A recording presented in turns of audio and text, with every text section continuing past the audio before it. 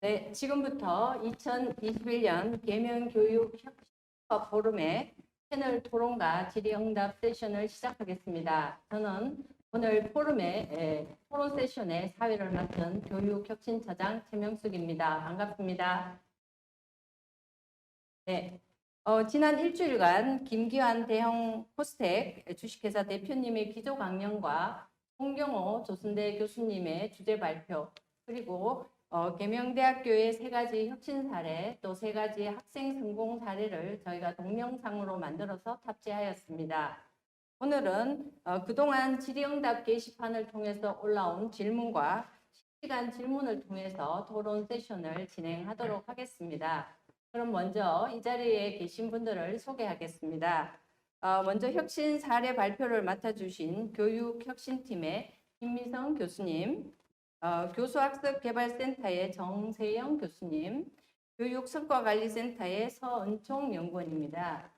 그리고 제 오른쪽에는 이영호 교육혁신부처장님, 그리고 교수학습개발센터장님 사용진 센터장님, 교육성과관리센터의 정진화 센터장님 함께 자리해 주셨습니다.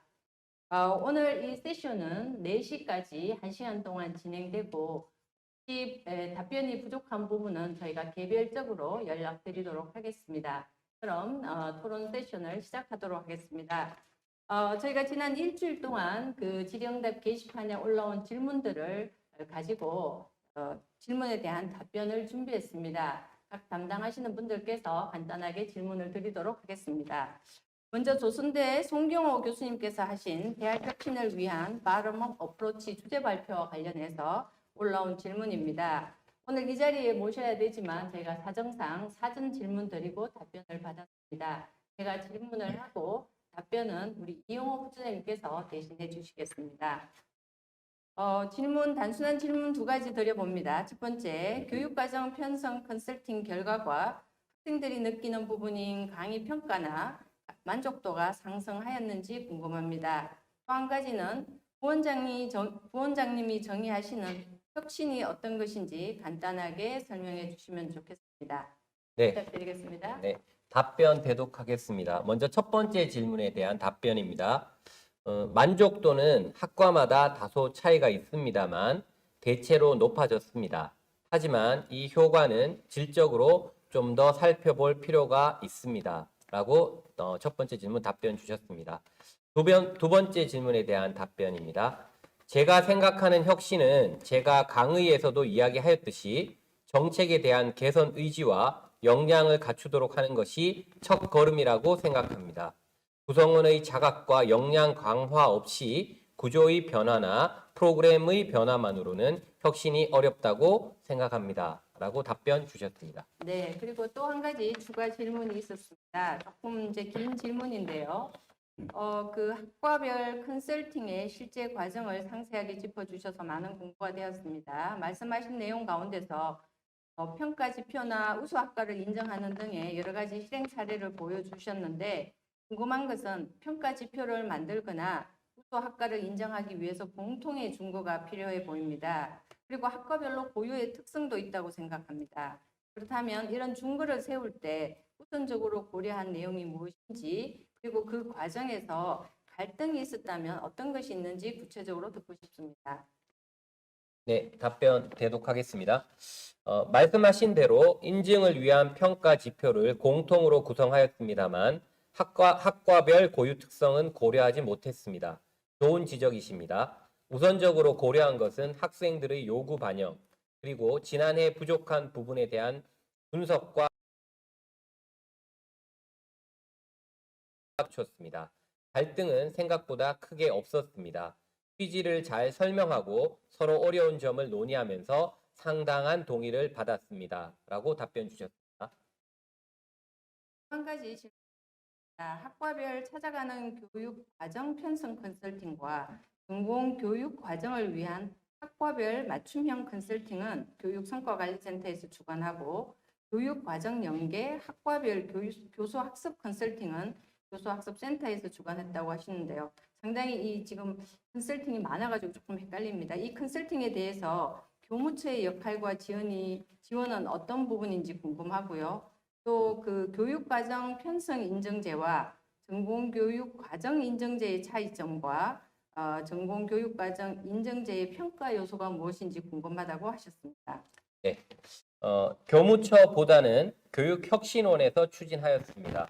매년 교육과정을 편성하는 것을 잘 계획했는지, 개선 노력했는지에 초점을 맞춘 것이 편성 인증제이고, 교육과정 편성을 포함하여 수업 개선 노력, 학생 지도까지 포함하는 것이 전공교육과정 인증입니다. 라고 답변 주셨습니다.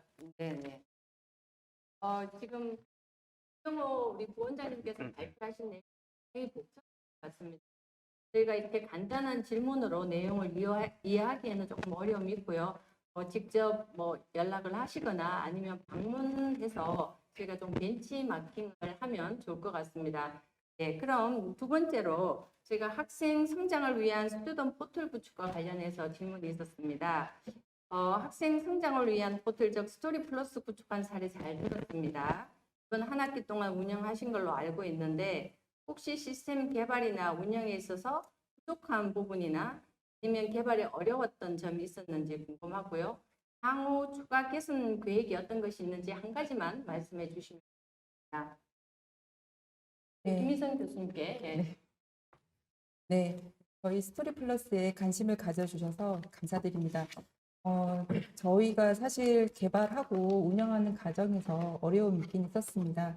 먼저 개발에 대한 부분을 먼저 말씀을 드린다면, 저희가 사실 이제 저희 이 시스템을 개발을 하기 전에 현행 시스템에 대해서 먼저 분석을 하고, 그리고 유관부서와 논의를, 업무 협의를 통해서 저희가 72개의 기능 정의서를 처음에 먼저 도출을 하였습니다. 그래서 그 기능 정의서를 기반으로 해서 실제 이제 업체와 이 시스템을 기획하고 설계해서 개발하는 과정에서 저희가 이제 논의하는 중에 실제 메뉴 사용 부서에서 원하는 기능을 이제 기술적으로 개발하는 부분에서 이런 이제 IT 전문가와 커뮤니케이션에 대한 어려움이 조금은 있었고요. 그리고 실제 이제 이 부서의 아이디어를 기능으로 구현하는 부분이 이제 좀 원활하지는 않아서 조금의 어려움은 있었다고 할 수가 있습니다. 그리고 이제 운영 부분에 있어서도 저희가 실제 이 스토리 플러스가 스튜던트 포털, 학생용 포털이다 보니까 실제 교내 많은 정보와 관련 기능을 이제 여기에 모든 게 다 모여 있어서 사실 각 메뉴의 내용이나 기능에 대해서 숙지가 완전히 이루어지지 않다 보니까 이 부분에 대해서 이제 학생들 부분이나 이제 저희 이제 사용자들도 조금은 이제 혼란이 있어서 저희가 실제 저희 운영 부서나 사용하고 있는 부서 간에 좀 약간의 소통에 어려움이 있어서 그 부분에 대해서도 저희가 계속 기능 부분이나 이런 거에 대해서 의견을 받으면서 개선을 노력을 하고 있습니다. 그리고 향후 추가 개선 계획 부분에 대해서 말씀을 주셨는데요. 저희가 한 학기 정도 운영을 하고 나서 실제 학생들과 저희 시스템 운영을 하고 있는 운영 부서 담당자들을 대상으로 해서 시스템 품질에 대한 만족도 조사를 했었고요. 그래서 이 조사를 통해서 실제 양적 데이터를 현재 갖추고 있는 상황에서 저희가 각 학생들과 각 사용자들 대상으로 FGI를 통해서 실제 의견을 좀 봐서 이 부분에 대한 기능 개선을 계획을 하고 있습니다. 그리고 좀 대표적인 부분을 말씀을 해주셨는데요. 실제 저희가 스튜던트 포털이다 보니까 시스템 상에서는 실제 관리자 화면과 학생 화면 이렇게 두 가지로 저희가 구현이 되고 있었습니다. 근데 저희가 이제 사실 교수 학습 관련해서 저희 학생의 성장을 돕기 위해서 교수님들의 역할이 크다 보니까 학생들 화면만 구현이 되어 있어서 교수님들께서 학생 상담을 한다던가 어떤 진로 안내를 할 부분에서 실질적인 이제 정보를 많이 보실 수가 없는 부분이어서 저희가 차후에는 교수자 화면도 같이 구현을 할 계획입니다. 그래서 이런 부분들을 다 반영을 해서 기능 개선을 하려고 준비를 하고 있습니다. 감사합니다. 네, 감사합니다. 대학에서 지금 여러 가지 시스템을 개발하고 있는데요. 이 시스템 개발에 참여하신 분들은 알겠지만 굉장히 어려운 부분입니다. 특히 저희 이번에 스토리 플러스 시스템은 비교과뿐만 아니라 저희가 학생 역량 관리라든가 학생 이 포트폴리오, 저희가 융합교육 인증, 그다음에 학생들 상담 코너, 학생들에게 필요한 모든 서비스를 한 곳에 담다 보니까 굉장히 어려움이 좀 많았습니다. 일단 지금 시범 운영 기간을 거쳐 저희가 정식 운영하고 있는데 아마 내년에는 지금 학생들의 수요나 또 교직원들의 수요를 담아서 고도화를 진행할 것 같습니다. 그럼 세 번째로 위드 코로나 시대 CTL의 교육 혁신 노력과 관련해서 질문을 주셨는데요. 첫 번째 발표 내용을 보면서 비대면 상황에서도 굉장히 많은 프로그램을 운영하신 것 같은데 그중에서 가장 혁신적인 사례, 또한 성과가 있는 사례, 혹은 지속적으로 발전시켰으면 하는 사례가 있다면 몇 가지 소개해 주시면 좋겠습니다. 네, 저희 비대면 상황에서 저희 학교뿐만 아니라 지금 참여하고 계신 모든 학교에서도 굉장히 많은 다양한 프로그램을 실시하셨을 것이라고 생각을 합니다. 그중에서도 저희가 대표적으로 말씀드리고자 하는 건 두 가지를 말씀드릴 수 있을 것 같습니다. 첫 번째는 수업 개선 프로젝트 체인지 투게더라는 프로그램이고요. 두 번째는 러닝 크리에이터 프로젝트 프로그램이라고 할 수 있겠습니다. 첫 번째 체인지 투게더라는 프로그램은 교수와 학생이 수업의 질을 개선해 나가는 프로그램이라고 할 수 있겠습니다. 비대면 상황에서 수업에 대한 질, 문제가 많이 부각이 되었었는데요. 교수님은 수업에 대한 피드백을 학기 중에 학생들로부터 피드백을 받고 학생들은 학기 중에 수업에 대해서 개선해야 했으면 하는 부분을 교수님께 직접 전달하고 교수님은 그 내용을 수용을 해서 직접 수업에 반영을 해서 교수와 학생이 만족할 수 있는 그런 수업을 만들어 나가는 프로그램이라고 할 수 있고요. 두 번째 같은 경우에는 러닝 크리에이터 프로젝트입니다. 비대면 상황에서도 학생들 스스로 자기주도 학습 능력을 발휘해서 좋은 학습 성과를 거둔 학생들이 많이 있습니다.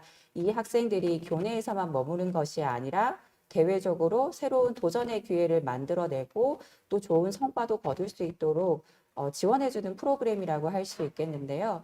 이미 그 한국교육학술정보원에서 원격 수업 사례 공모전을 실시했었는데 그 공모전에 나가서 우리 학생들이 좋은 성적을 거두기도 하였습니다. 이 두 가지 모두 학생들의 지속적인 성장을 위한 프로그램이라고 할 수 있고요. 첫 번째 프로그램 같은 경우에는 교수님 혼자만의 노력이 아닌 교수와 학생이 같이 상호작용하여서 노력하는 프로그램. 두 번째 같은 경우에는 이러한 혼란스러운 상황에서도 학생들이 자기의 잠재 능력을 발견하고 그걸 창의적으로 발현할 수 있도록 도와주는 프로그램이라고 생각이 듭니다. 그렇기 때문에 이 두 가지를 혁신적인 사례로 말씀드릴 수 있을 것 같습니다.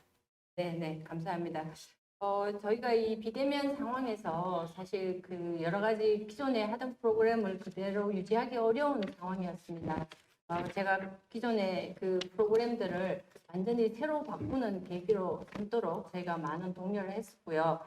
CTL의 교수법에 있는 프로그램들은 기존 프로그램과 거의 다르게 지금 운영되고 있습니다. 또 한 가지 질문을 추가로 드리면 프로그램 중에 교육 선도단이라는 프로그램이 있는데요. 이 프로그램이 어떤 프로그램인지 좀 더 자세히 알고 싶다고 하셨습니다. 네, 저희가 비대면 상황이 되면서 새로 또 계획한 프로그램 중에 하나입니다. 프로그램명을 보시면 아시겠지만 교수학습 혁신 선도단입니다. 말 그대로 혁신을 이루고자 하는 이제 선도단이라고 할 수 있는데요. 이미 교내에는 빠르게 변화하는 사회에 발맞추어 나갈 수 있는 굉장히 다양한 에듀테크 테크놀로지를 선제적으로 도입하는 교수님들도 계시고요. 그러한 능력을 개인적으로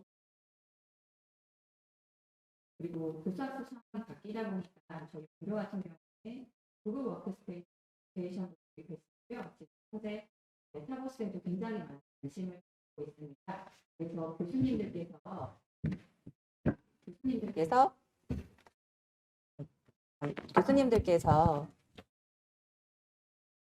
괜찮습니까? 네. 교수님들께서 선제적으로 수업에 대해서 자기의 역량을 발휘할 수 있는 기회를 드리고 있는 프로그램 중에 하나입니다. 지금 현재 같은 경우에는 메타버스 주제로 하고 있고요. 메타버스에서 학생들에게 어떻게 교육을 해야만 하는지, 교육할 때 중요한 부분은 무엇인지 이런 교수학습 혁신 모델을 개발할 수 있도록 지원을 하고요. 그를 통해서 나온 결과물은 교수님들께서 교내에 있는 다른 교수님들과 또 공유할 수 있도록 지원을 하고 있습니다. 별도의 교육도 해드리고 있고요. 지원금도 드리고 활동을 할 수 있도록 도와드리고 있습니다. 네네, 감사합니다. 그리고 세 번째 우리 질문은 우리 센터장님께 드리고 싶은데요. 이거 좀 어려운 질문입니다. 그리고 모든 저희가 이제 교육 혁신 관련 부서들이 고민하고 있는 질문인 것 같습니다. 코로나 상황에서 CTL의 혁신 노력을 잘 보았는데요. 앞으로 위드 코로나의 변화된 상황 속에서 사업별로 어떤 전환 노력을 기울이시는지, 앞으로도 특별한 계획이 있으신지 궁금합니다. 네, 센터장님. 네, 교수학습개발센터장을 맡고 있는 사용진이라고 합니다. 반갑습니다. 네, 우선 이렇게 계명교육혁신 성과포럼에서 이렇게 인사를 드리게 돼서 반갑고 영광스럽게 생각을 합니다. 아마 주신 질문은 저희 대학뿐만 아니라 계명대뿐만 아니라 모든 대학들이 공통적으로 안고 있는 문제이고 위드 코로나 시대에 해결해야 되는 숙제라고 생각을 합니다. 특히나 각 대학들마다 교수 역량 증진이나 학습 역량 증진 프로그램을 기획하고 운영하는 그런 책임을 맡고 있는 CTL 교수학습개발센터들의 큰 숙제거리가 아닐 수 없습니다.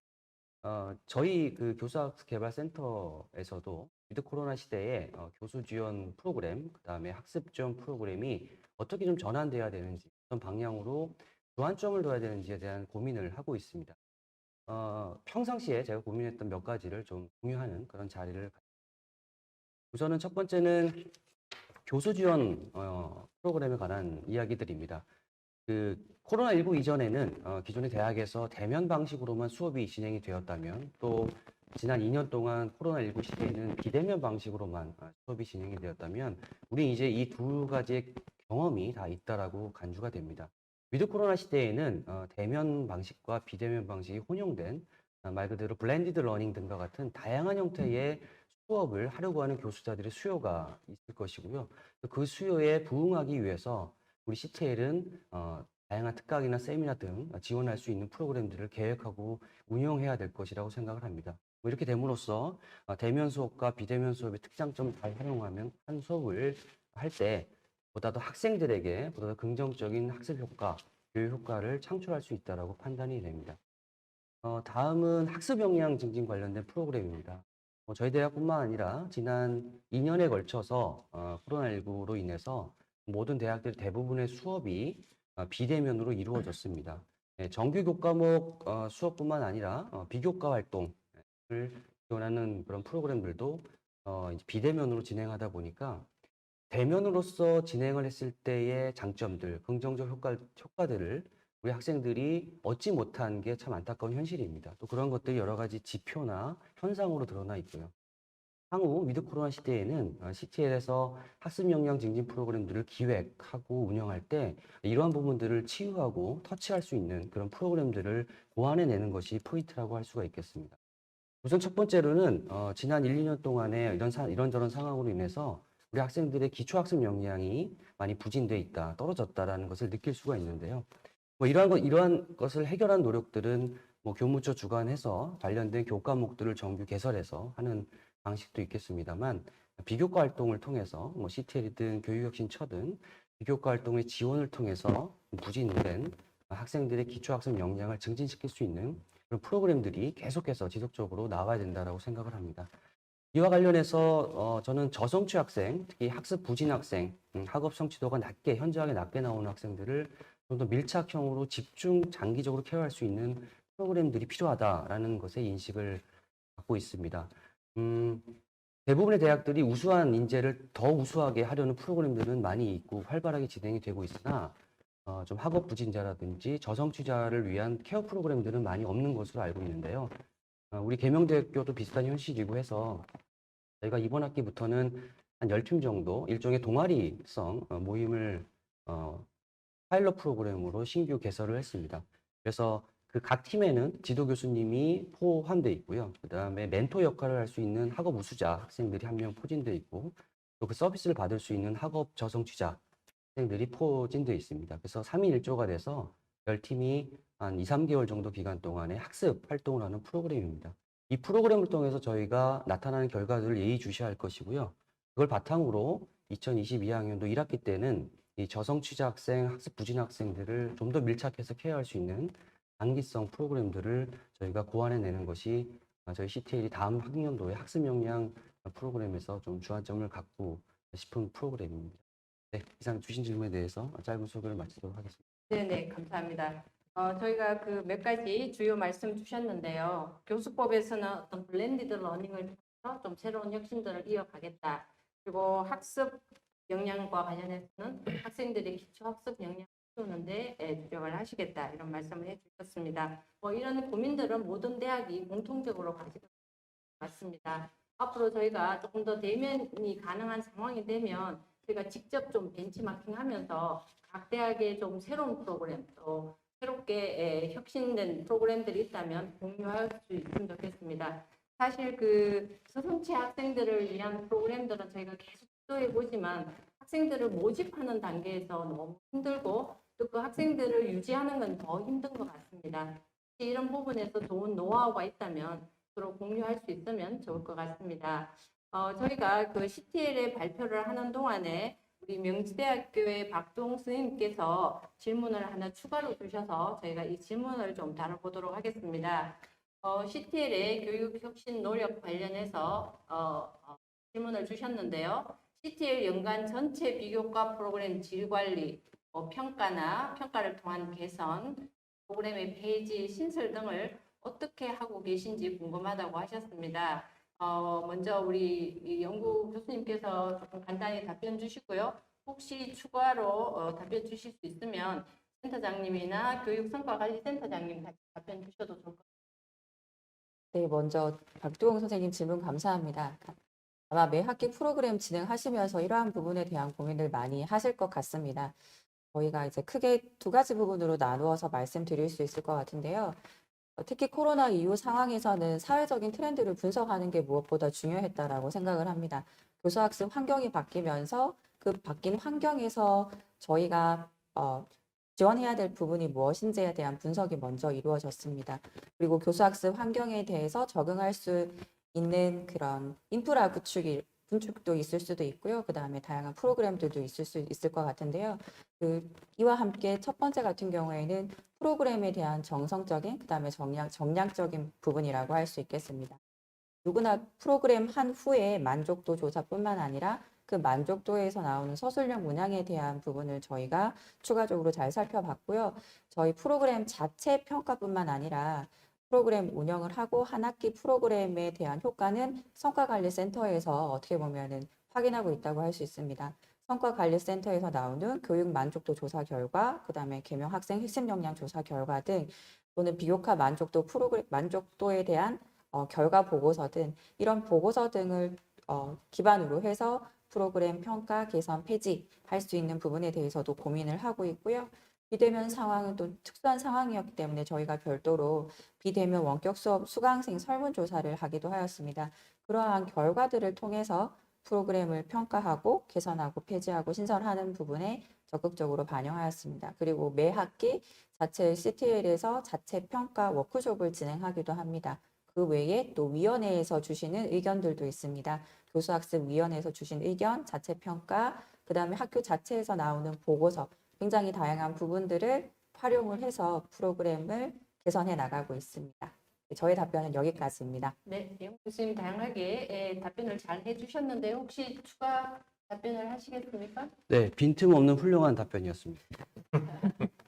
네, 교육성과관리센터에서 어떻게 보면 뭐 각 부서에서 나오는 이런 설문에 대한 결과를 총괄해서 관리하는 역할을 하고 있는데요. 교육성과관리센터에서는 CTL에 어떤 관리를 하고 계시는지 잠깐 네. 답변을. 예, 교육성과관리센터장입니다. CTL에서 이루어지는 많은 프로그램들은 목적을 가지고 있습니다. 학교의 어떤 역량을 강화시키거나 학생들의 학습 역량을 강화시키는 여러 가지 프로그램들이 있고요. 결국은 그러한 성과를 냈느냐, 결과적으로 효과가 있느냐, 이런 부분들은 당연히 그 교수 프로그램을 통해서 선생님들의 역량이 향상되었고, 그리고 학생들이 그것을 통해서 만족하느냐라는 측면에서 교수교육 역량 진단이나 학생들의 어떤 만족도 설문 같은 것을 연계해서 결과적으로 효과가 있는지를 분석하는 부분. 학생들도 마찬가지로 핵심 역량 진단과 그리고 여러 가지 교육 프로그램에 대한 만족도, 이런 성적, 이런 것들을 연계해서 분석하는 그런 결과에 대한 효과에 대한 분석들이 있고요. 또한 한편으로는 가능하면 효율적으로 동일한 효과를 창출하면서 가능하면 효율적으로 좀 더 잘 프로그램을 기획할 필요가 있기 때문에 그런 부분의 분석까지 포함해서 CTL의 경우에는 성과센터에서 자주 컨설팅을 제공하고 그 컨설팅을 가지고 정보를 받으셔서 여러 가지 프로그램을 개선하는 그런 구조를 가지고 있다고 말씀드립니다. 모든 대학이 마찬가지겠지만 저희가 개별 프로그램에 대한 프로그램 진행 후에 바로 진행 평가, 그리고 전체 비교과를 묶어서 하는 평가, 그리고 간접적인 걸로서 학생들의 만족도나 학생 역량이나 이런 성취도를 통해서 또 어떤 성과를 보는 방향 좀 더 다층적으로 해서 저희가 완료한다는 말씀드리고, CTL은 특히나 매 학기 제가 위원회에 참여를 하기 때문에 프로그램이 자주 신설 폐지되는 걸로 알고 있습니다. 저희가 그 진행하는 동안에 추가 질문이 올라왔는데요. 스토리 플러스에 관련된 질문입니다. 대구 한의대학 교육성과관리센터의 이동환 선생님인데요. 첫 번째, 스토리 플러스 시스템은 대학 내부에서 개발한 시스템인가요? 그리고 두 번째 질문은 교과 주관부서에서 진행하는 별도 설문조사도 다 포털에서 진행하고 계시죠? 라는 질문을 주셨습니다. 이 부분은 김미선 교수님께서 답변 주시면 좋겠습니다. 네, 주신 질문에 대해서 답변을 드리도록 하겠습니다. 저희 스토리 플러스 시스템은 저희가 교내 자체에서 제작은 한 건 아니고요. 시스템을 개발을 할 때 아무래도 전문가의 지원을 받아서 개발을 하게 되었습니다. 이제 그렇다고 해서 모든 걸 개발하는 업체에 맡긴 건 아니고요. 앞서 말씀드렸던 것처럼 저희가 먼저 내부적으로 기획을 통해서 기능 정의서를 가지고 이제 업체와 같이 이제 그 하나하나 메뉴에 대한 개발을 하였었고요. 사실 이제 모든 걸 그냥 저희가 기능에 대한 필요성만 얘기를 할 수는 없었기 때문에 그 기능 하나하나에 대해서 저희가 업체와 긴밀하게 논의를 하면서 개발을 했었습니다. 그래서 실제 없던 시스템, 기존에 없던 시스템 부분 기능들까지 다 만들었다고 할 수가 있습니다. 그리고 두 번째 주신 질문인 지금 비교과 부분에 대한 설문은요. 저희 지금 시스템 안에서 비교과 관련해서 만족도 조사는 기본적으로 하고 있고요. 그거 외에도 여러 가지 다른 설문들도 같이 진행을 하고 있습니다. 그래서 거의 여기 안에서 모든 기능들이 이루어진다고 보시면 될 것 같습니다. 네, 감사합니다. 제가 알기로 스토리 플러스 시스템에는 설문조사 기능이 있는데요. 모든 비교과 프로그램들은 공통의 질문이 주어지고요. 만약 주관 부서에서 추가 질문을 넣겠다 하면 추가 질문 넣어서 설문조사를 할 수 있도록 그렇게 만들어져 있습니다. 제가 참고로 말씀드렸고요. 또 한 가지 이제 프로그램을 많이 운영하는 우리 CTL에서 답변을 주시면 좋겠는데요. 좋은 사례 공유해 주셔서 감사합니다. 우리 대학에서는 우수한 학생들이 더 잘할 수 있도록 어떻게 기회를 확대해 줄지 고민 중인데요. 계명대에서 운영 중인 프로그램 중에 추천 부탁드리고 어떤 효과가 있었는지도 함께 설명해 주시면 감사하겠습니다. 우수한 학생들이 더 잘할 수 있도록 어떻게 기회를 확대해 줄지 고민인데요. 혹시나 우리 답변 주시겠습니까? 아니, 네, 해보시겠어요? 네, 제가 답변 드리도록 하겠습니다. 저희는 그 K스타 인증제라고 해서 역량 우수 인재를 이렇게 발굴하고 선발하는 그런 인증제도를 운영하고 있는데요. 인증제도를 통해서 인증받은 학생이 인증으로 끝이 나는 것이 아니라 계속 후속 프로그램을 통해서 학생들이 계속 성장할 수 있도록 지원하는 그런 프로그램을 운영 중에 있습니다. 그래서 K스타 리더십 프로그램이라고 명명하고 있고요. 그래서 학생들의 요구를 저희가 최대한 반영해서 프로그램들을 매번 새롭게 신설을 하고 있는데, 최근 예를 들면 저희가 요즘 디지털 이런 4차 혁명 산업 시대 그리고 또 IT 이런 것들 주요한 이슈들을 저희가 좀 다루는 그런 그런 기업들, 그 기업의 이제 실무자들을 직접 초빙하여서 그 실제 기업에서 어떤 인재들을 원하고 어떤 역량을 가진 그런 경험들을 원하는지 이런 것들이 실무자와 함께 좀 깊게 긴밀하게 좀 이렇게 프로그램에 참여할 수 있도록 도와주는 그런 프로그램들을 운영하고 있는데요.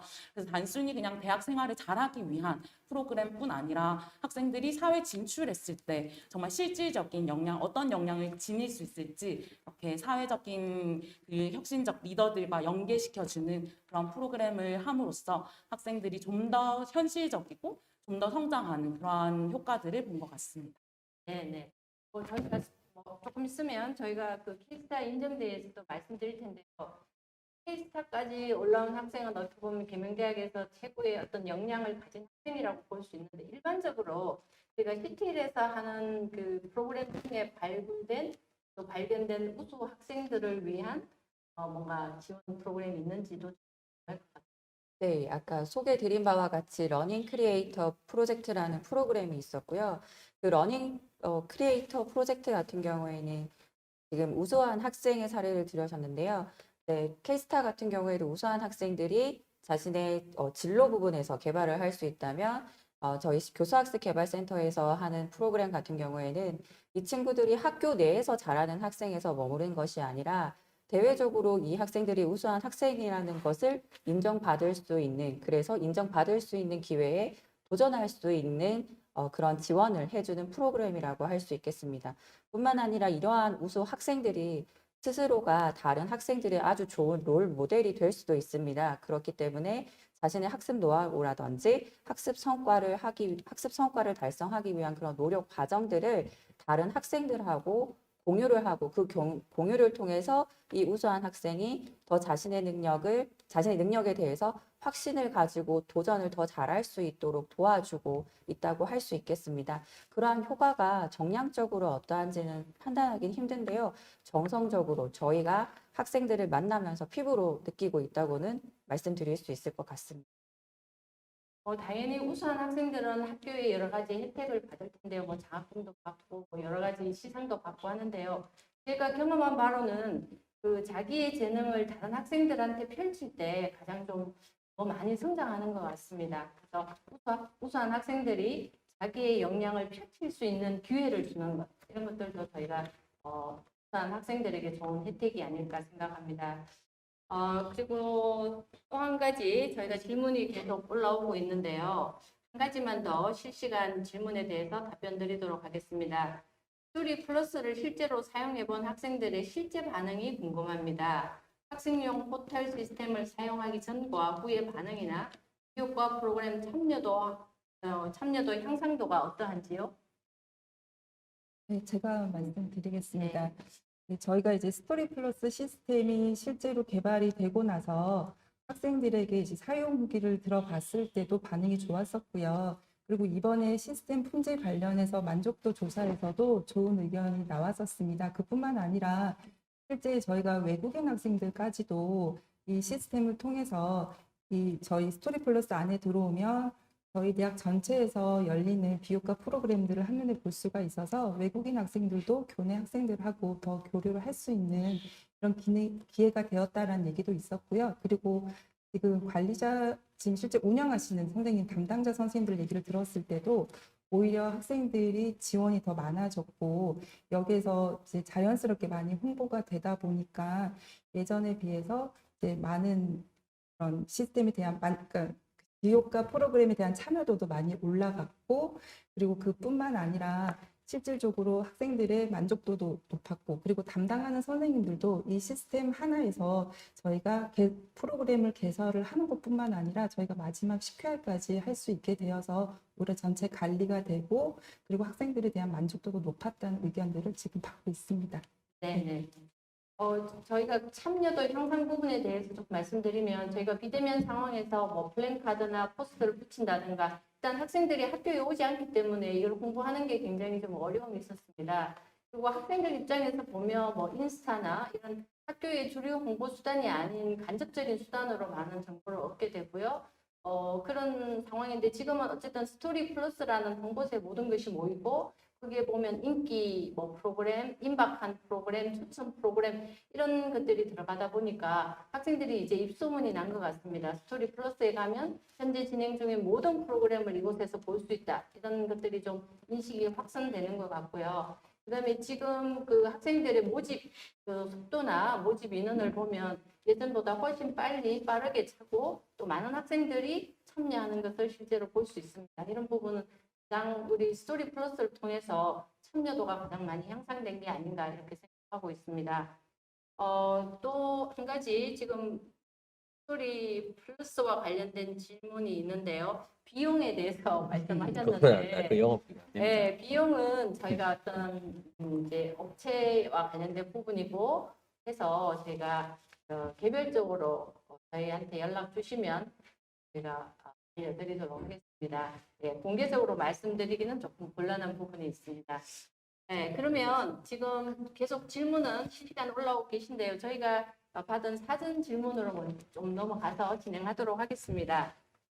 저희가 네 번째 역량 기반 학생 성장 지원 체제 구축 10년의 과정과 성과에 관한 질문입니다. 역량 기반 케이스타 인정제는 2015년에 S 단계 학생들만 선발하다가 2019년부터 STAR 스타 4단계를 고도화해서 참여 학생 수가 대폭 늘어난 것 같습니다. 이러한 양적 성장 외에 어떠한 변화가 있었는지 궁금합니다. 저는 서은총 연구원님 답변 부탁드리겠습니다. 네, 제가 답변 드리도록 하겠습니다. 가장 큰 변화로 두 가지를 꼽을 수 있을 것 같은데요. 첫 번째로는 학생들의 인식의 변화가 있었고요. 두 번째로는 학생들의 학년과 소속 인증자의 확대를 또 볼 수 있을 것 같습니다. 첫 번째 학생들의 인식의 변화에는 어떻게 보면은 단일 단계로 운영되었을 때 저희가 2만 명의 학생 중에서 거의 20명에서 30명 정도 학생들을 선발하였었거든요. 그러니까 뭔가 상위 몇 프로의 학생들만 인증받을 수 있는 제도라는 인식이 있었는데 이것이 확대되고 또 저희가 단계가 이제 많아짐에 따라서 나도 이제 참여할 수 있는 나와 상관 있는 인증 제도구나라는 그런 인식이 있었고요. 그리고 저희가 이 인증제 고도화를 할 때 그냥 저희가 단순한 뭐 이렇게 고민으로 한 것이 아니라 그 상위 몇 프로의 그 인증받은 학생들의 그런 역량 개발 과정과 동기와 특성들을 저희가 분석해서 이렇게 고도화를 하였다 보니 학생들이 이것을 따라가면 내가 대학 4년간의 대학 생활을 잘 할 수 있겠구나라는 인식이 이제 생기게 되었고 특히 이제 또 우수 집단들이 이제 취업 성과까지 저희가 이렇게 공유함에 따라서 학생들이 이 길을 따라가면은 내가 앞으로 진로까지 정말 완성해 갈 수 있겠구나라는 인식의 변화가 생겨서 학생들이 케이스타 인증제를 통해서 대학 생활에 높은 이런 교육의 성과들을 거둘 수 있다라는 이런 인식이 생긴 것 같고요. 그래서 아까 그 학생 사례에서도 볼 수 있듯이 그래서 페이스 메이커의 역할을 하고 있다라고 인식하고 있는 것 같습니다. 두 번째로는 다양한 학년과 학과에 그 소속된 학생들을 이제 발굴이 이제 변화된 것으로 두 번째로 말씀드렸는데 저희가 원래 단위 단계로 운영하였을 때는 4학년 학생 또는 좀 대외 활동이 많거나 좀 이렇게 수상이 많은 그러한 단과대학에서만 좀 선발이 많이 되었던 것 같습니다. 그런데 저희가 학년별 또 단과대학별 학과별 이렇게 선발을 다양하게 하다 보니 정말 소외된 학년이나 학과가 없이 좀 다양한 학생들에게 기회가 제공된다라는 점에서 좀 가장 큰 변화가 있지 않았나. 이렇게 인증받고 사실 저희가 안내하고 홍보하는 것보다 제 옆 친구가 인증을 받았다고 하면 그것이 무엇인지 관심을 가지게 되고 또 참여하게 된 가능성이 되게 높아지는데요. 그래서 그런 점에서 학생들의 인식과 또 참여와 그런 확대까지의 변화가 있었다라고 말씀드릴 것 같습니다. 네, 감사합니다. 우리 서은총 연구원은 본인이 제1기 케이스타이기도 하고요. 이 업무에 지난 5년간 이 업무를 해서 우리 졸업한 케이스타들과도 굉장히 그 돈독한 유대관계를 유지하고 있습니다. 그래서 우리 그 담당자지만 지난 10년의 그 성과를 얘기할 수 있을 것 같습니다. 또 한 가지 질문을 드리겠는데요. 이 질문은 우리 교육성과관리센터장님께 좀 드리고 싶습니다. 케이스타 인정제 후에 어떤 사후 관리를 하시는지 궁금합니다. 졸업 후 사후 관리나 추적 조사 같은 게 이루어지나요? 그리고 다른 대학에서도 역량 기반 인증제를 많이 하는데 혹시 계명대학만의 차별화된 부분이 있는지 궁금해요. 예. 저희가 K스타 졸업한 인원들에 대해서는 이란 설문지로 매년 설문을 하고 있습니다. 그 설문 내용에는 어떤 분야로 진출했는지, 그리고 그 분야에 진출하기 위해서 본인들이 대학 생활 동안 어떤 준비들을 했는지, 어떤 교과목이 중요했었는지, 어떤 비교과, 어떤 대외 활동이 중요했었는지, 뭐 이런 내용들을 담은 설문조사를 주기적으로 계속하고 있고요. 그런 것들을 매년 축적해서 향후 DB 데이터베이스화할 예정으로 있고, 지금 현재도 학생들한테 관련된 정보를 제공하고 있습니다. 그리고 학생들은 졸업하면 끝나는 것이 아니라 이 후배들을 위해서 굉장히 자주 학교에 와서 멘토링 프로그램이나 이런 것에 참여를 하게 되고요. 그때 올 때마다 이 학생들이 지금 어떻게 생활하고 있는지, 그 어떤 점이 이 K스타 제도를 통해서 발전했는지, 뭐 이런 정도의 정성적인 피드백도 계속 받고 있는 상황이라고 하겠습니다. 많은 대학의 그 두 번째 질문에 답변 드리면 많은 대학에서 유사한 프로그램이 있는 것을 알고 있는데요. 뭐 제도적인 차이점이라고 하면 우리가 뭐 세 가지 정도를 얘기할 수가 있습니다. 뭐 발표에서도 나옵니다만 학생들이 따라갈 수 있는, 유인할 수 있는 단계별 체계를 잘 갖추고 있다는 점. 그리고 보통 이러한 것들이 비교과 중심으로 운영되는 것과 비교해서 저희 학교에는 교과와 비교과를 모두 고려하고 있다는 점. 그리고 세 번째는 보통 정량적으로 마일리지 점수나 성적이나 이런 정량적인 수치를 가지고 학생을 인증하는 구조가 대부분인데, 저희는 이 이러닝 포트폴리오나 심층 면접과 같은 정성적인 요인들을 고려해서 최고 등급의 시그니처 인재를 선발하고 있다는 점, 이런 점들이 제도적으로 차이라고 할 수 있을 텐데요.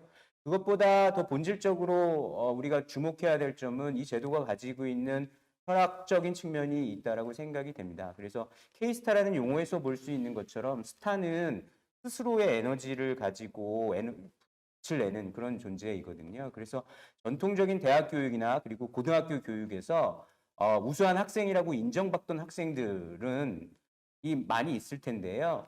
어떤 학생들은 그렇지 못한 상태로 대학에 진학하게 되고 대학교에 생활하는 내내 위축감을 가지고 살아가는 학생들이 있습니다. 그런데 그 K스타 인증제의 경우에는 스스로 에너지를 가지고 스스로의 성취 경험을 가지고 성장할 수 있는 그런 학생들을 인증하는 거기 때문에 학생들의 FAC라는 네 가지 영역에서 반드시 뭐 성적이 좋지 않더라도 그 학생이 스스로 성취한 경험을 평가해주고 박수를 쳐주는 그런 분위기가 존재한다고 할 수 있겠습니다. 그래서 그러한 부분의 차이 때문에 학생들이 K스타가 되고 취업하고 돌아오면 굉장히 자신감 있고 자기가 자신의 어떤 아름다움과 장점을 가지고 경쟁해 나가는 사회에서 그런 모습들을 보여줘서 이 제도를 운영하고 있는 센터장으로서 굉장히 뿌듯한 마음을 가지고 있습니다. 저희가 저희 대학에서 운영하는 K스타 인증제의 가장 차별화된 부분이라면 제 개인적인 생각으로 어떤 인증제든 강점과 뭐 약점이 있는데요. 저희는 어쨌든 그것을 오랫동안 계속 발전시키고 있다. 그래서 그거를 2015년 저희가 기초 연구부터 하면 2012년부터 시작했는데 계속 조금씩 개선하면서 지금까지 계속 유지하고 있다 하는 게 가장 차별화된 부분이 아닐까 생각합니다. 이와 관련해서 또 추가 질문을 좀 많이 주셨는데요. 답변 잘 들었습니다. 연구원님이 10년의 역사를 함께 하셨다고 하셨는데 K스타 인증제 담당자가 기억하는 가장 인상 깊은 인재가 있었을까요? 그리고 또 한 분이 질문하셨는데요. 역사가 담긴 K스타 인증제의 발전이 인상 깊습니다. 질적, 양적 자료를 통합하여 인정 학생을 선발한다고 하시니 학생들이 역량 향상을 위해서 많은 노력을 기울여야 할 것 같습니다. 일반 학생이 인재 선발에 참여하여 인정받기까지 과정을 관리 및 지원하는 프로그램 운영이 있나요? 네, 답변이 좀 긴 것 같은데 답변. 네. 가장 인상 깊은 인재라고 하면 사실 저희가 인증 제도를 만든 목적에 가장 부합한 학생이 아닌가 싶습니다. 저희가 FACE 4가지 영역으로 나누어서 인증을 하고 있는데 저희 대학에서 유일하게 한 명이 FACE 4영역에 다 인증받은 학생이 있습니다. 그 학생의 사례를 말씀드리면 사실 그 학생이 입학을 할 때 사실 재수를 해서 입학을 했고 그리고 자기가 원하는 학과도 아니었는데 이제 학교에 들어오게 됐는데 학생이 이제 입학을 해서 이제 대학 생활을 하면서 자신만의 이야기들, 자신만의 경험들을 계속 쌓아가던 친구였습니다. 그래서 그 학생은 이렇게 뭐 처음부터 큰 성과를 이룬 것이 아니라 한 단계 한 단계 계속 발전해 갔는데 예를 들면 그 학생이 영어를 잘하고 싶다라는 그러한 생각에서 역량 개발이 단순히 그냥 외국인 친구와 이제 교류할 수 있는 프로그램에 참여하고 그리고 외국인 학생과 함께 지낼 수 있는 기숙사 프로그램에 참여해서 학생과 생활하게 되고 거기에서 더 나아가서 이제 어학연수, 교환학생 그리고 코이카 이런 그런 단체를 통해서 외국에 가서 자기 이제 인턴십 활동들을 하게 되고 이러한 계속적인 단계적 성장을 이루는 학생이 있었습니다. 그래서 어떻게 보면 K스타 인증제를 통해서 이런 양적인 점수 스토리를 관리하면서 단순한 목표잖아요. 영어를 잘하고 싶다라는 목표를 향해서 꾸준히 나아갔을 때 그 친구는 이제 대학 4년 뒤에 FAC라는 4가지 인재를 이제 가진 학생으로 이제 졸업을 하게 되어서 그 학생이 어떻게 보면 입학했을 때는 조금 낮은 성적의 낮은 성취의 학생이었다면 졸업할 때는 가장 빛나는 대명의 대표 인재로 성장할 수 있었기 때문에 가장 기억에 남는 학생인 것 같고요. 그리고 일반 학생이 인재 선발에 참여하기까지 그런 관리 지원하는 프로그램에 대해서 말씀드리면 저희가 대표적으로 K스타 인증제 교육이 있습니다. 특히 1학년 학생 경우에는 1학년 전체 학생들이 필수 교과목이 있는데 그 교과목에 저희가 들어가서 한 차씩 수업을 하게 됩니다. 그래서 K스타 인증제 입문 과정이라고 해서 입문자 교육을 저희가 실시하게 돼서 K스타 인증제에 대한 인식을 확산시키고요. 거기에서 저희가 R단계라고 해서 자기소개서, 학업계획서, 교수님 상담. 그래서 학생들이 어떻게 대학생활을 할 것인가에 대한 설계와 자신을 좀 돌아보고 교수님과 함께 이렇게 면담하면서 4년의 과정을 이렇게 준비할 수 있는 밑바탕을 준비할 수 있는 1학년의 그러한 과정이 있고요. 그리고 저희가 그 다음으로는 단계별 교육이 있습니다. R단계를 통과하게 되면 그 다음 A단계 교육, 그리고 T단계 교육, S단계 교육 이렇게 교육을 이제 단계별로 들으면서 학생들이 단계별 성장을 할 수 있고 사실 학생 스스로 하기 좀 어렵기 때문에 1대1 컨설팅이라고 해서 K스타 S단계 학생들이 일반 재학생들에게 1대1로 컨설팅을 실시해 줍니다. 그래서 학생들의 지금 현재 점수를 확인해주고 앞으로 나아갈 방향에 대한 구체적인 그러한 컨설팅, 학생의 입장에서 컨설팅을 해줌으로써 학생들이 앞으로의 계획을 더 구체적으로 세워갈 수 있는 것 같고요. 뿐만 아니라 다양한 저희가 SNS 이벤트나 아니면은 교육성과관리센터에서 운영하고 있는 리더십 프로그램들을 통해서 일반 학생들도 이제 K스타 인증제 입문할 수 있도록 그렇게 다양한 프로그램들을 통해서 학생들의 성장을 돕고 있습니다. 제가 K스타 인증제 운영 이제 역사가 굉장히 길다 보니까 이제 이 학생들이 K스타에 입문할 수 있도록 하는 프로그램도 매우 촘촘히 저희가 짜여져 있습니다. 그래서 지금 학생들이 조금만 관심을 가지면 1학년 들어와서부터 각 단계를 쉽게 거칠 수 있도록 저희가 사다리를 많이 잘 촘촘하게 놓고 있다는 말씀드리고요. 그럼 우리 이런 궁금하신 게 이제 이런 학생들이 졸업해서 정말 어떤 곳에 취업을 하는지 좀 궁금하실 것 같은데요. 그 부분은 좀 정리해서 조금 이따 말씀해 주시면 좋겠고요. K스타에서 조금 CTL 쪽으로 넘어가서 질문 한 가지 드리겠습니다. 주신 질문 중에서 학업 저성취자를 위한 다양한 프로그램을 운영하신다고 했는데 혹시 주목할 만한 성과나 효과가 있는지 궁금해하십니다. 네, 감사드립니다. 아까 제가 답변한 내용 중에 저성취 학생을 위한 프로그램, 그 동아리성 프로그램들을 말씀을 드렸습니다. 아까 답변에서도 제가 말씀드렸다시피 이번 학기 때 파일럿으로 신규 프로그램을 운영을 하고 있는 것입니다. 그래서 한 10팀 정도, 교내 10팀 정도, 과를 다양하게, 계열 다양하게 해서 교수님, 멘토, 멘티 이렇게 3인 1팀이 돼서 운영을 하고 있는데 아직까지는 이제 처음 학기다 보니까 뚜렷할 만한 사례나 모범이 될 만한 케이스는 현재 뭐까지는 말씀드릴 단계는 아닌 것 같고요. 지금 요번 학기 때 이렇게 돌아가는 모습들을 저희가 예의주시해서 보완해서 다음 학기 때는 좀 더 장기적으로 운영할 수 있는 프로그램들을 기획을 하려고 합니다. 이게 생각을 해보면 이게 모두 다 똑같은 유형이 아니라고 보여지는데요. 예를 들면 학습 의욕이나 동기는 있으나 뭐 학습 전략이나 학습 습관이나 등등 여러 가지 다른 이유로 학습 부진, 저성취 결과가 나타나는 학생들이 있을 거고 또 반대로 동기나 이런 것들, 의욕이나 이런 것들이 아예 없는 무기력한 유형의 또 학생들이 있을 겁니다. 그래서 다음 학기 때 출범하는 프로그램에서는 이런 유형별로 맞춤형 설계 또 지도를 위한 그 저성취자 학생 프로그램들을 기획을 고민해 보도록 하겠습니다. 저희가 학업 저성취자 프로그램은 모든 대학이 좀 고민일 텐데요. 사실 그 원인이 워낙 다양하기 때문에 어느 한 부서에서 해결할 수 있는 건 아닌 것 같습니다. 저희 뭐 CTL에서 할 수 있는 일이 있고 학생 상담센터에서 할 수 있고 복지팀이나 학생팀에서 학생들의 어떤 경제적인 지원이 필요한 부분도 있어서 학생들의 다면적인 어떤 분석과 지원이 좀 필요한 것 같습니다. 이런 고민을 해결하기 위해서 저희는 관련 유관 부서가 정기적으로 모여서 학업 저성취자를 위해서 어떤 지원이 필요한지 함께 논의를 하고 있습니다. 자, 그러면 그 질문에 대한 답변이 준비되셨나요? 우리 K스타 학생들이 이제 졸업을 하기 시작했기 때문에 그 학생들이 어떤 곳에 취업을 하는지 좀 예를 들어서 말씀해 주세요. 네, 답변 드리도록 하겠습니다. 일단 저희가 FAC 4가지 영역으로 나눠서 인증이 이루어지고, 그래서 그 인증이 이루어진 자기가 인증받은 영역에 좀 부합한 분야로 학생들이 많이 진출하는 것으로 저희가 확인하고 있습니다. 좀 영역별로 다 말씀드리기는 조금 어려울 것 같고, 좀 대표적인 사례를 말씀드리면, 저희 그 F 영역 도전적 개척 정신이라는 인재 특성을 가진 학생 중에 한 명인데요. 이 학생은 도전적 개척 정신에서 가장 큰 학생들의 좀 특성은 실패를 두려워하지 않는 그러한 용기이고 실패에서 새로운 또 다른 성취를 경험한 학생들이 대부분입니다.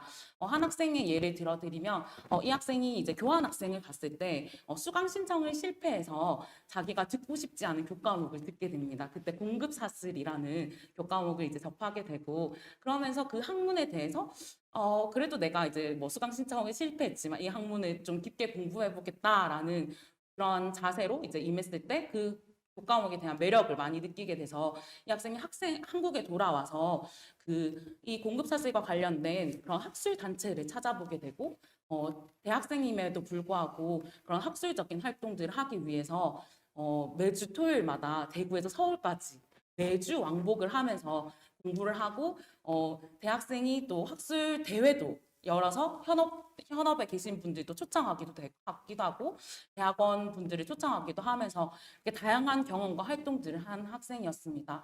그래서 이 학생은 어떻게 보면 정량적으로 봤을 때는 큰 이렇게 뭔가 다른 학생들보다 조금 뭐 이렇게 평범한 학생으로 보였는데 이런 스토리들을 저희가 알게 됐을 때 학생이 이제 경험한 것들에 대한 가치를 알게 됐고 학생은 요 사례를 가지고 바로 7학기 말에 이제 대기업에 취업을 해서 그 공급사슬과 관련된 그 대기업에 이제 업무를 이렇게 담당하고 있는데 그래서 학생들의 그러한 자기의 역량을 잘 살리고 자기의 그런 경험들을 잘 녹여서 바로 취업에 성공하는 사례를 보았고 그리고 이 친구는 특히 그 이러닝 포트폴리오에서 작성되어 있는 그러한 자료들을 그대로 활용해서 자기소개서와 면접을 준비했다고 합니다. 그래서 어떻게 보면 다른 학생들보다 좀 짧은 시간에 취업에 성공할 수 있었지 않을까 싶습니다.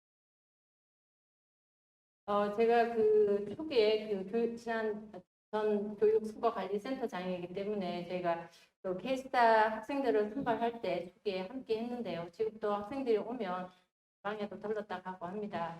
학생들이 어떤 회사에 어떤 곳에 취업했느냐도 중요하지만 제가 관심 있게 보는 것은 어떻게 취업을 하고 그 학생들이 앞으로 취업의 그 과정을 어떻게 겪느냐가 제가 궁금한 부분인데요. 사실 취업하는 과정에서 조금 일반 학생과는 남다르다는 그런 부분을 많이 보게 되고 이 학생이 지금 하고 있는 취업이 중요한 거 아니라 앞으로 어떤 곳으로 또 발전해서 나갈 것인가를 저희가 봐야 될 것 같습니다. 예, 케이스터에 대한 많은 관심 감사합니다. 그러면 또 이제 한 가지 더 질문을 저희가 사전 질문 받은 것으로 넘어가도록 하겠습니다. 굉장히 우리 혁신 사업에 관련된 실제적인 질문인데요. 사업비 정상 과정에서 어려운 점이 어떤 것인지 질문을 하셨습니다. 이 부분은 우리 혁신 부처장님께서 네. 하시겠습니다. 네, 답변 드리겠습니다. 저희 교육혁신처에서는 교육혁신팀에서 사업에 대한 총괄 관리와 비교과에 대한 총괄 관리를 시행하고 있는데요. 아마 질문 주신 분도 이런 사업 전반에 대한 관리를 담당하시는 분이시기 때문에 이런 고민을 주신 게 아닌가 싶습니다. 그래서 제가 질문을 듣고 딱 그냥 직관적으로 떠오른 게 한 두 가지 정도가 있는데 크게 이제 학생 프로그램을 운영하는 측면에서의 어떤 사업비 집행 정산의 어려움과 여러 가지 교육 환경 개선과 같이 큰 예산이 드는 그런 부분에 있어서의 사업비 정산의 어려움이 가장 저는 질문을 듣자마자 떠오른 그런 부분이 있었습니다. 그래서 프로그램 운영과 관련해서는 이런 부분이 점점 더 힘들어지는 것 같다는 느낌이 있는데요. 이제 각 사업마다, 각 학교마다 학생들이 이제 주도적으로 동아리 활동을 통해서 자기가 하고 싶은 공부를 하는 그런 프로그램들이 많이 진행되고 있을 것으로 예상이 됩니다. 저희 계명대학교도 그렇고요. 그래서 수많은 이제 30만 원부터 100만 원 단위까지 지원이 성격에 맞게 이루어지고 있는데 이런 부분들에 있어서 학생들은 어떤 생각을 하느냐 하면 자기들은 이제 공부만 하면 될 것 같은데 자꾸 이제 사업비 영수증 처리, 정산하고 행정 서류 작성하고 이런 요구들이 있으니까 이런 것들을 되게 요즘 학생들은 점점 더 힘겨워하는 것 같더라고요. 그리고 지도 교수님도 학생들이 공부만 하면 되지 자꾸 이런 것들을 하게 해서 행정적으로 너무 힘들다 오히려 본말이 전도된 게 아니냐라는 그런 불만을 많이 주시고 그러나 저희는 또 사업 관리하는 입장에서는 이게 국고를 쓰는 거다 보니까 회계 감사 같은 것도 물론 문제가 될 수 있지만 그런 것보다는 국고를 쓴다는 그런 책임감을 생각하면 이런 것들이 허투루 쓰이면 안 되니까 이 직원생님들은 또 그걸 일일이 확인하고 학생들한테 다시 이렇게 보완 자료를 요구한 거나 이런 일들이 있습니다. 그랬을 때 이런 것들이 전반적으로 사업비 정산하는데 저희가 필요한 예산을 지원하는 것이지만 지원하면서도 여러 가지 어떻게 보면 민원 제기를 당하고 또 이런 힘든 부분이 있어서 이런 것들이 조금 개선이 필요한 것 같은데 그렇다고 자유방임적으로 돈을 주고 알아서 써라고 할 수는 없는 부분이라서 개선책도 참 어려운 부분이 있는 것 같습니다. 그래서 그런 어려움이 있는 것 같고 또 이제 이 액수가 크다 보니까 또 학교의 여러 가지 교육을 위해서 교육 환경 개선 투자를 할 때 저희 학교 같은 경우에는 예를 들면 AI 같은 로봇 스마트 팩토리 같은 그런 시설을 만들 때는 몇 년에 걸쳐서 10억에 가까운 돈을 투자하기도 하고 적게는 액티브 러닝 강의실처럼 몇천 단위부터 학생들의 여러 가지 자율학습 공간을 만드는데 억 단위가 드는 사업들도 있고 그렇습니다. 그런 큰 사업을 진행할 때 두려운 것이 이것이 이제 예산이 미처 집행이 원활하게 되지 않아서 2월이 된다든지 뭔가 이렇게 원활하게 하지 않게 되면 평가 같은 것에도 불이익을 받기 때문에 이런 문제를 저희가 원활하게 해결하는 것이 가장 많은 고민이고 그런 문제를 해결하기 위해서 총장님이야 주요 보직자 회의 때 처장님께서 이 사업이 왜 필요한지 뭘 하는 것인지에 대해서 전체 주요 보직자들에게 이해시키는 과정도 있고 또 그리고 이런 사업을 진행할 때 공간을 설계할 때 캠퍼스 개발팀하고 또 논의를 해서 저희가 원래 추구하던 방향에 대해서 납득을 시키는 부분. 기자재 팀에서는 또 기자재와 관련해서 원활한 협조를 구하는 부분 이런 등등이 원활하게 이루어져야 사업비 집행이 우리가 원했던 기한 내에 이루어질 수 있기 때문에 그런 것들을 원활히 하기 위해서 수많은 관련 부서들과 지속적으로 이렇게 만나서 협의하고 조정하고 이런 과정들이 이 사업 총괄 부서로서 사업비 집행 정상과 관련해서 어려운 부분이 아니었을까 싶습니다. 그래서 앞으로도 아마 이게 계속 또 저희 주요 업무이자 과제로 남을 것 같아서 질문에 대해서 답변을 드리자면 이 두 부분이 어려운 부분이 개인적으로 생각이 듭니다. 네, 이상입니다. 네. 감사합니다. 우리 혁신 부처장님의 답변은 어려움이 많다라는 답변이신 것 같습니다. 각 대학마다의 사정도 다르고 또 혁신 사업 자체가 가지는 좀 어려움도 있는 것 같습니다. 우리 대학은 워낙 자체 지침이 엄격하다 보니까 혁신 사업의 기준보다는 저희 대학의 자체 기준을 맞추는 게 어쩌면 더 어려운 부분도 있는 것 같습니다. 이런 부분들은 우리 실무자들이 앞으로 더 많이 교류하게 되면 해소가 되지 않을까 생각합니다. 몇 가지 더 질문이 올랐는데 대부분 K스타에 대한 관심이 굉장히 좀 많은 것 같습니다. 요 질문을 마지막으로 해서 저희 토론 세션은 마무리해야 될 것 같습니다. K스타 출신 졸업생의 네트워크 조직이 따로 있나요? 홈커밍 데이가 있나요? 졸업 후 학교 관리에 대해서 궁금합니다. 그리고 K스타 인정을 받은 학생들이 역량을 살려 취업을 한 경우가 있다고 하셨는데 그 학생들과 K스타 인정을 받은 현 재학생들의 교류도 있을까요? 라고 하셨는데요. 대부분의 답은 예스입니다. 저희가 네트워크 조직도 가지고 있고 또 홈커밍 데이도 주기적으로 하고 있고 졸업 후에도 저희가 기수별로 모임을 만들어서 모임을 운영하고 있습니다. 자, 그리고 K스타 그 학생들의 현 재학생과의 교류도 있냐고 말씀하셨는데 이 부분도 저희가 이 학생들 K스타 학생들 정기적으로 저희 대학생들 그 행사에 특강도 해주고 멘토링도 해주고 이렇게 진행하고 있습니다. 그래서 이 부분은 저희가 K스타는 워낙 질문들이 많으셔서 궁금하시면 저희 학교에 방문하셔서 마킹 하시면 좋을 것 같습니다. 네, 혹시 추가로 우리 K스타와 관련해서 우리 센터장님 답변하실까요? 네. K스타는 저희 처장님이 만드시고 그리고 그동안 이게 오랜 역사를 통해서 다져진 그런 제도인 것 같습니다. 그래서 그 안에서 학생들이 어떤 그 성장할 수 있는 어떤 경로로 생각하기 시작했고 2만 명 학생 중에서 적어도 매 그 K스타 선발 때마다 8,000명이 넘는 학생들이 대상자로 올라오게 되거든요. 그래서 범위와 그다음에 깊이가 계속 깊어지고 있는 프로그램이다. 라는 자랑을 하면서 마치도록. 저희가 너무 저희 프로그램에 대해서 홍보만 한 것 같아서 죄송스러운데요. 저희도 각 대학에서 올라오는 많은 혁신 포럼들의 내용을 주의 깊게 살펴보고 있고 2주기 사업을 준비하고 있습니다. K스타와 관련된 좋은 사례는 저희가 학생 성장 사례 중에 시각 디자인과의 박재영 학생의 영상을 보시면 그 학생이 어떻게 성장하고 현재 어떤 곳에 취업했는지 잘 보여주는 것 같습니다. 우리 박재영 학생의 영상을 한 번 더 봐주시면 좋을 것 같습니다.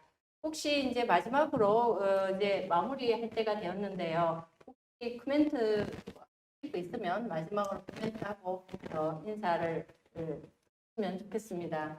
우리 부장님부터 혹시 다른 멘트 없으십니까?